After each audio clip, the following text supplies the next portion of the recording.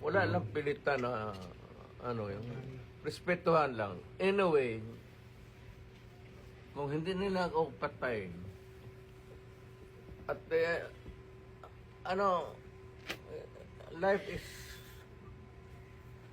bigla lang ano, sila na naman ang nasa kabila. So what will happen?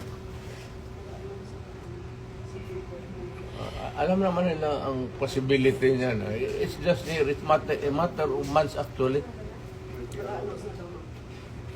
Kung manalo si Inday pagka-presidente, saan ito pulutin itong mga to? May, ambil akong bag. Ubos ito. Kaya kailangan si Tore, trabaho mo nila yan. Kailangan Makinig ka lang. pigilan nila. Hindi lang pigilan si Inday. Tatakbo ng presidente yan. Eh, lalo na ngayon, nag-generate tuloy ng simpatiya. Putang inang plus yan. Pag ilang man sila, ibang presidente na naman, saan ito pupulutin itong mga to? Ang problema, katrabaho lang ito, I happen to be, ako, naiintindihan ko. Kaya, sinabi ko, this madness has to end. Sino kasama niyo dyan, ma'am? Hindi pa sila Ano lang kasi is, ang procedure kasi, let me be very frank with you. When you are placed under arrest, you have to submit to the person in authority making the arrest. Then, when you are already arrested and maybe detained, then you have to start the machinery of justice role. We go to the Supreme Court. Pag hindi, ako, Go to the Supreme dumaan ako sa rat, okay na sa akin. Well, nothing to lose na ako. Nothing to lose, absolutely nothing. Hindi ba rin ako sabihin mo kulong ng habang buhay? Wala ako.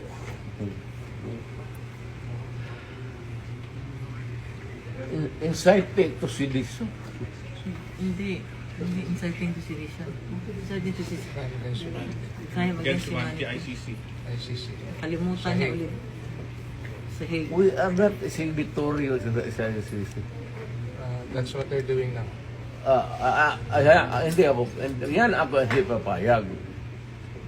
I am a Filipino, you are all Filipino citizens. Ako, pag nagkasala, you prosecute me in Philippine courts with the Filipino judge, the Filipino prosecutor, and magpakulong ako dito sa bayan ko. Kung sakali. They're preparing you to bring you to the Hague. I am sure. I am very sure. I am a lawyer. Abogado ka man. I am sure the Supreme Court will rebuke them. Baski na hindi tayo maghingi niyan, the Supreme Court will rebuke them. Tignan mo. Hindi pa bayad ako. Wala tayong extradition treaty.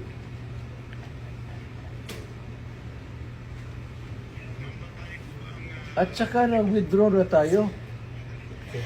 Bakit mo ako dadalhin doon sa international body na hindi na tayo membro? That's a big question. Kaya nga, ano ito sila sa Supreme Court, tignan mo. Whether rightly or wrongly ang decision na mag-withdraw tayo sa ICC, the fact that we are already not a member,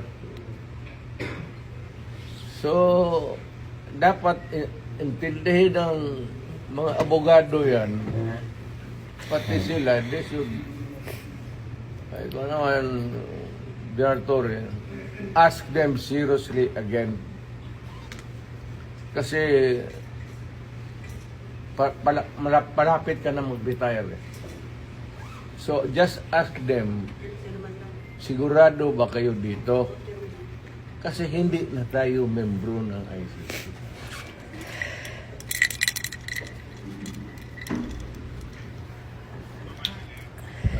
Medisina ko. Sabihin lang ng drama. Sabihin mo, sabihin mo totoo, hindi alam nila yan. Matanda ka na, kailangan mong medisina.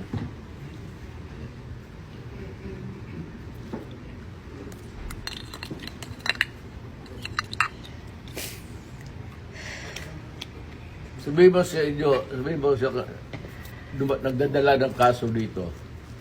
Sir, wakan mo sila, sabihin mo. Ano ba to?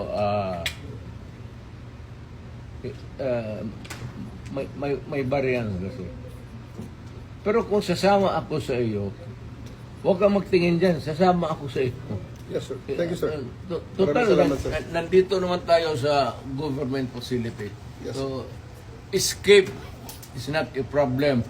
Impossible dream. Thank you, sir. Okay lang mga parado. Ang akin lang, I might not have the chance anymore to lecture on you na the serious implications nito. Yes, sir. We have withdrawn and then you allow me to be brought to a body of which we are no longer a member. Isa yan. Kaya sabihin mo din sa prosecutor,